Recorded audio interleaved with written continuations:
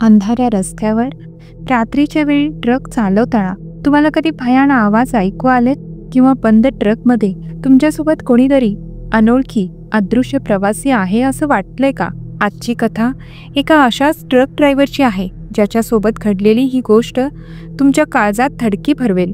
नमस्कार मित्रांनो, मराठी बाईकथा चॅनलमध्ये तुमचं स्वागत आहे. आज मी तुम्हाला एका सत्य घटनेवर आधारित एक थरारक अनुभव सांगणार आहे जो तुमच्या रात्रीची झोप उडवेल.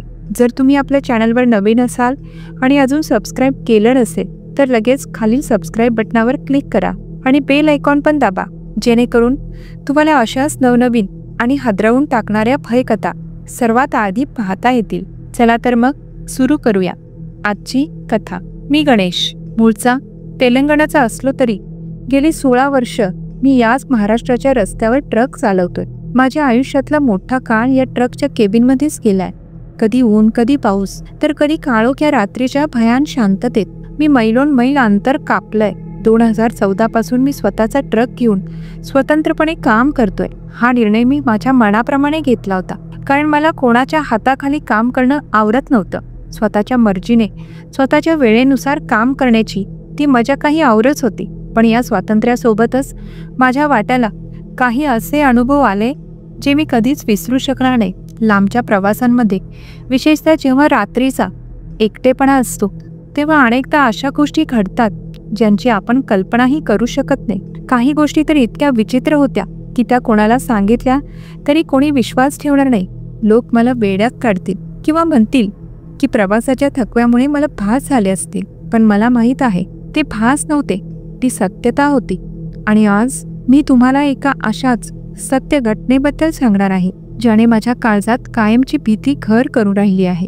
तो दिवस होता जेव्हा मी सातारा शहरात स्थायिक होतो. एक नवीन काम मिळालं होतं. एका उच्च पदस्थ सरकारी अधिकाऱ्याच्या, म्हणजे साताऱ्याच्या जिल्हाधिकाऱ्यांच्या बंगल्यातील सामान पुण्याला हलवायचं होतं. दुपारी, म्हणजे साधारण 2-3च्या सुमारास मी त्यांच्या आलिशान बंगल्यावर पोचलो.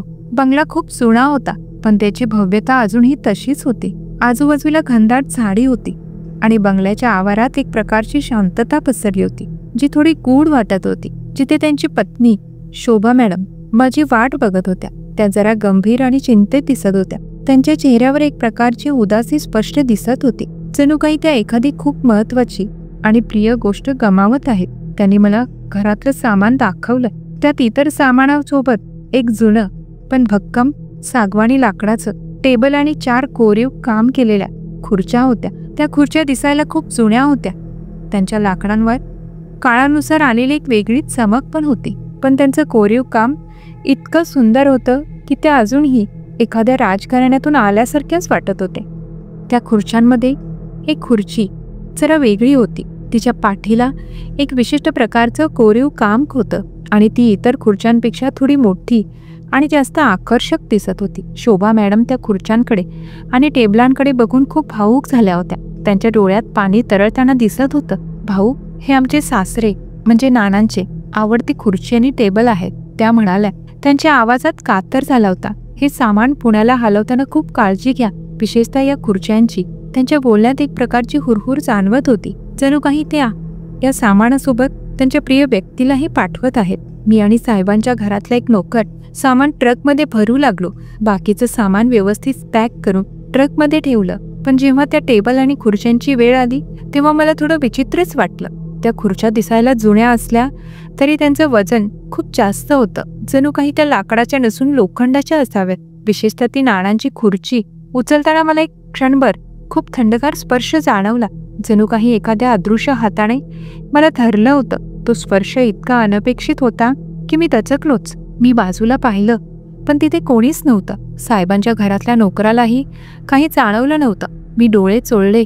कदाचित माझ्या डोळ्यांचा भास असे किंवा उन्हामुळे डोकं गरगरलं असे असं म्हणून मी स्वतःला समजावलं. पण तरीही माझ्या मनात कुठेतरी एक अनामिक धाकधूक सुरू झाली होती. ती खुर्ची ट्रकमध्ये ठेवल्यावर मला एक क्षणभर तिच्यावर एक अस्पष्ट हलकीशी सावली सरकताना दिसली. ती इतकी क्षणभंगूर होती की मी पुन्हा डोळे मिचकावल्यावर ती गायब झाली होती. मी स्वतःला समजावलं, गणेश, तू थकलेला आहेस, त्यामुळे तुला असे भास होत असतील.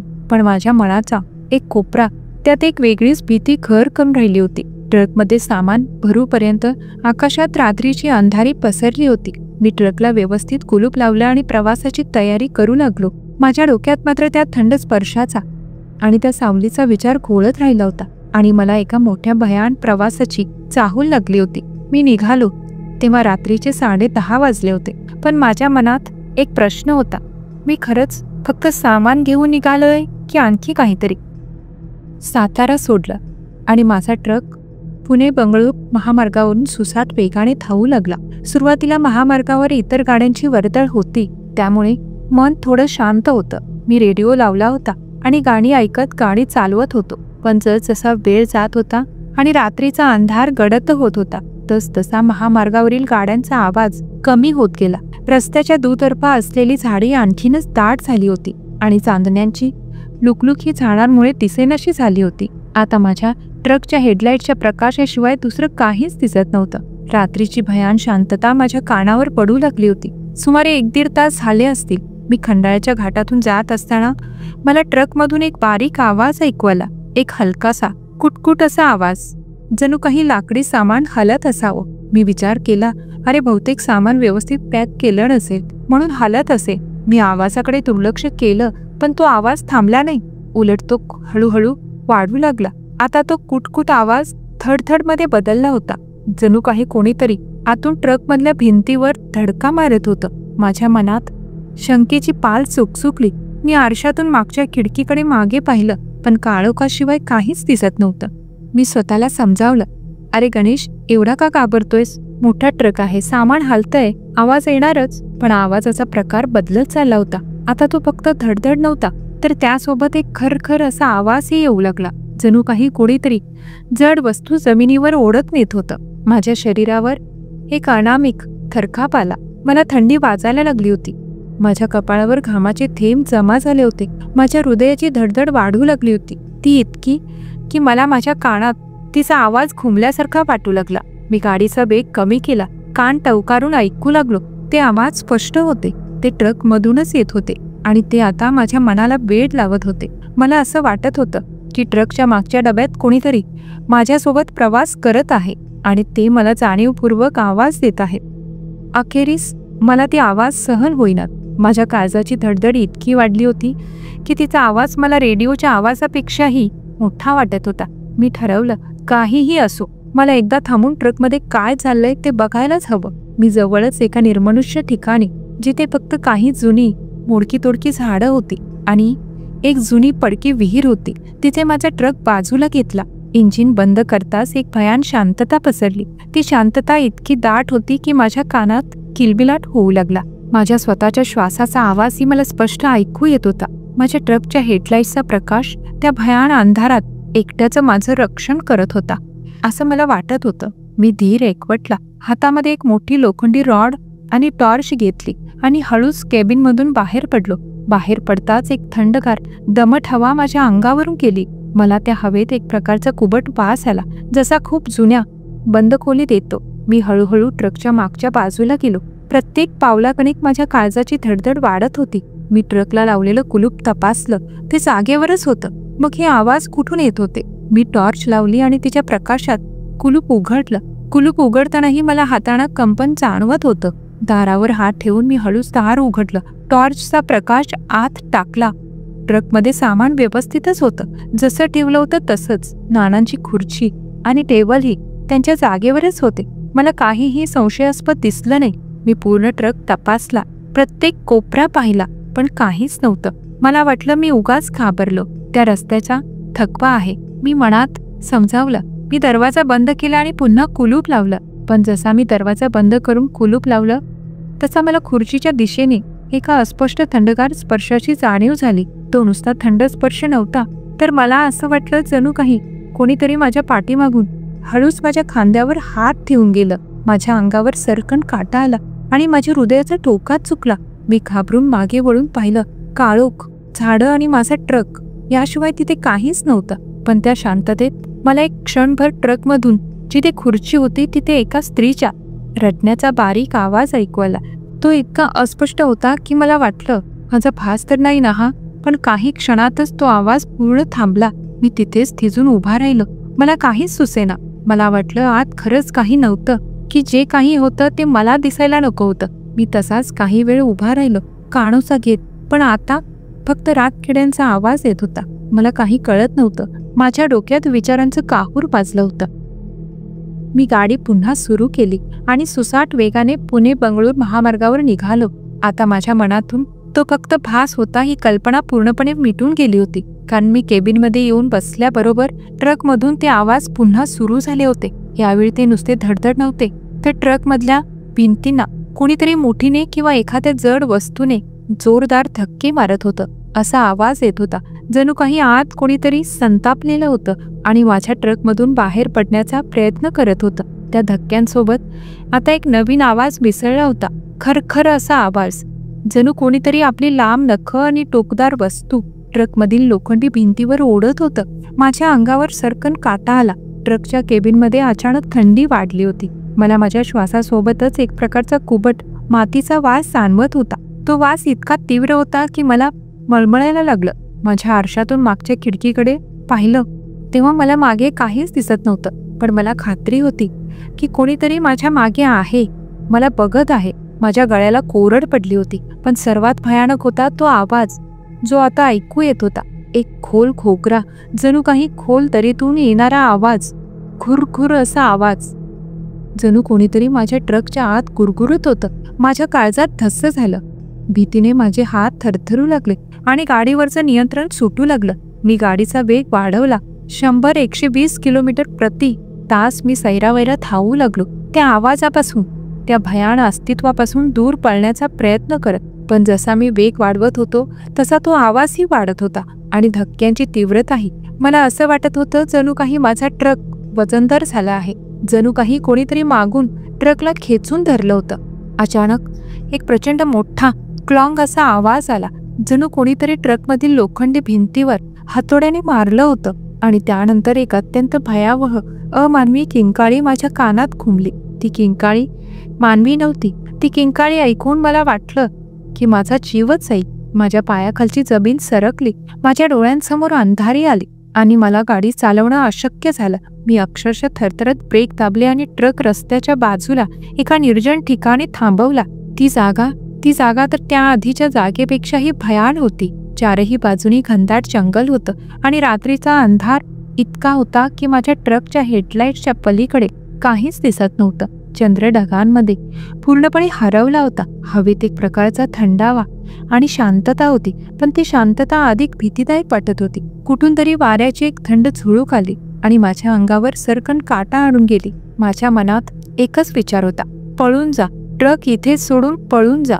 पण माझे पाय जागेवरून हालेनात. मला माहीत होतं मी पळून जाऊ शकत नाही. मला या गोष्टीचा सामना करावाच लागणार होता. माझ्या काळजाची धडधड इतकी वाढली होती की ती माझ्या डोक्यात थडथडत होती. मी धीर एकवटला. केबिनमध्ये असलेली माझी लोखंडी रॉड आणि टॉर्च मी हातात घेतली. माझ्या हाताच्या मुठी घट्ट आवळल्या. माझ्या कपाळावर घामाचे मोठे थेंब जमा झाले होते. मी हळूहळू केबिनमधून बाहेर पडलो. बाहेरचा अंधार इतका दाट होता की मला माझा हातही स्पष्ट दिसत नव्हता. माझ्या हेडलाईटचा प्रकाश ट्रकमधून बाहेर पडणाऱ्या धुराच्या ढगांकडे अधिकच स्पष्ट दिसत होता. प्रत्येक पाऊल टाकताना मला असं वाटत होतं की कोणीतरी माझ्या पाठीमागून मला ओढत आहे. माझ्या श्वासाचा आवाजही मला मोठा ऐकू येत होता. मी थरथरत्या हाताने ट्रकच्या मागच्या दाराच्या कुलपाकडे गेलो. कुलूप थंडगार होतं, जणू काही ते बर्फाचंच बनलं होतं. मी हळूच कुलूप उघडलं. कुलूप उघडताना क्लिक असा आवाज आला आणि त्या आवाजाची भीतीदायकता त्या शांततेत जास्त जाणवली. मी दारावर हात ठेवला आणि अतिशय हळू दार उघडलं. माझ्या टॉर्चचा प्रकाश आत टाकला. जे दृश्य माझ्या डोळ्यासमोर होतं ते पाहून माझ्या काळजाचा ठोकाच चुकला. मी तिथेच थिजून गेलो. ट्रकमधलं सामान व्यवस्थित होतं, पण नाणांची ती खुर्ची ट्रकमध्ये मधोमध सरळ उभी ठेवली होती. जणू कोणीतरी ती जाणून बुजून तशीच ठेवली होती आणि त्या खुर्चीवर एक वृद्ध हाडांचा सांगाडाच म्हणाना अशी एक भयानक आकृती बसली होती. त्याचे डोळे खोल केले होते आणि ते काळोखातही चमकत होते, जणू काही ते निखारेच असावेत. त्याच्या चेहऱ्यावरची त्वचा सुकून गेली होती आणि तो पूर्णपणे पांढरा फटक पडला होता, जणू काही त्याला वर्षानुवर्षे उन्हाचा आणि हवेचा स्पर्शही झाला नसे. त्याच्या अंगाला एक कुबट स्मशानात येणारा वास येत होता. तो शांतपणे त्या टेबलावर आपला कृश हात फिरवत होता. त्याचे ओठ हलले आणि त्याने एक कोरडा खुरटलेला आवाज काढला, "गणेश, तू मला माझ्या टेबलापासून दूर घेऊन जाऊ शकत नाहीस." त्याचा आवाज वाऱ्यातून थेट माझ्या काळजात घुसला. त्याने माझं नाव कसं घेतलं मला कळलंच नाही. मी भीतीने थरथरत होतो. माझ्या तोंडातून शब्दच फुटत नव्हते. तुम्ही कोण आहात? इथे काय करताय?" मी कसाबसा बोललो. त्या जुन्या आकृतीने हळूच आपलं डोकं वर केलं आणि त्याचे रिकामे डोळे माझ्यावर रोखले. त्याच्या चेहऱ्यावर एक भयावह अर्थहीन स्मित होतं. मी नाना आणि हे माझं टेबल आहे. याची काळजी घ्यायला मी इथेच असणार आहे." त्याचा आवाज आता थोडा अधिक स्पष्ट झाला होता, पण त्यात एक प्रकारची थंडगार गंभीरता होती जी माझं रक्त गोठवणारी होती. त्याने हळूच आपलं एक बोट टेबलावरून फिरवलं, जणू काही तो आपल्या प्रिय वस्तूला कुरवाळत होता. मला असं वाटलं जणू काही त्या खोलीतील हवाच जड झाली आहे आणि माझ्यावर एक अदृश्य वजन येत आहे. मी तिथे एक क्षणही उभा राहू शकत नव्हतो. माझ्या अंगात एक वेगळी शक्ती संचारली. "चला बाहेर या," मी ओरडलो. "तुम्ही इथे थांबू शकत नाही." पण त्याने माझ्याकडे दुर्लक्ष केलं. त्याने आपलं डोकं हळूच हलवलं. "नाही, मी माझी खुर्ची आणि माझ्या टेबलापासून दूर जाऊ शकत नाही. मी त्यांची काळजी घेईन." त्याचा आवाज आता अधिक दृढ होता आणि तो भयानकपणे शांत होता. माझ्यावर एक प्रकारचा अदृश्य दाब येऊ लागला, जणू कोणीतरी मला मागच्या दिशेने ढकलत होतं. मी काहीही विचार न करता क्षणात ट्रकचं दार जोरजोरात आपटलं. धड असा आवाज झाला आणि तो अंधाऱ्या जंगलात खुंबला. माझ्या हाताला कंप सुटला होता. मी थरथरत्या हाताने ते कुलूप लावलं. ते कुलूप पुन्हा पुन्हा तपासलं आणि मग एकाही क्षणाचा विलंब न करता मी माझ्या केबिनकडे धावलो. माझा जीव वाचवण्यासाठी मी इतकं वेगाने धावलो असेन. मी केबिनमध्ये बसलो, गाडी स्टार्ट केली आणि मागे न बघता सुसाट वेगाने अंधारात ट्रक तामटला. माझ्या डोक्यात एकच विचार होता, या भयान गोष्टींपासून दूर, खूप दूर. मी सुसाट वेगाने गाडी दामटत असताना माझ्या मागच्या खिडकीमधून मला एक क्षणभर निळ्या रंगाचा एक तेजस्वी मी सुसाट वेगाने गाडी दामटत असताना माझ्या मागच्या खिडकीमधून मला एक क्षणभर निळ्या रंगाचा एक तेजस्वी पण थंडगार प्रकाश बाहेर पडताना दिसला. तो प्रकाश क्षणार्धात नाहीसा झाला, पण त्या प्रकाशासोबतच मला एक अत्यंत हळूवार पण दुःखी स्वरात एक गाणं ऐकू आलं, जणू कोणीतरी झोपलेल्या बाळाला अंगाई गीत गात असावं. आणि ते गाणं हवेत विरघळलं. भीतीने माझं रक्त अक्षरशः गोठून गेलं होतं. मी जीव वाचवण्यासाठी वेड्यासारखा गाडी चालवत होतो. मागे काय चाललंय हे बघायची माझी हिंमतच झाली नाही. माझ्या मनात फक्त एकच विचार होता, लवकरात लवकर पुण्याला पोचायचं. तो भयान अनुभव माझ्या डोळ्यांसमोरून सरकत नव्हता. माझ्या अंगावर आलेला तो थंडगार स्पर्श, नानांचे ते रिकामे डोळे आणि त्यांचा तो खुरटलेला आवाज, सारं काही डोक्यात फिरत होतं. मी कसाबसा पहाटे 3च्या सुमारास पुण्याला पोहोचलो. माझ्या आयुष्यात मी कधी इतका घाबरलो नव्हतो. गाडी पुण्याच्या पत्त्यावर थांबवली. पहाट झाली होती, पण अजून पूर्ण उजाडलं नव्हतं. मला आत जाऊन सामान तपासायची ही हिंमत होत नव्हती.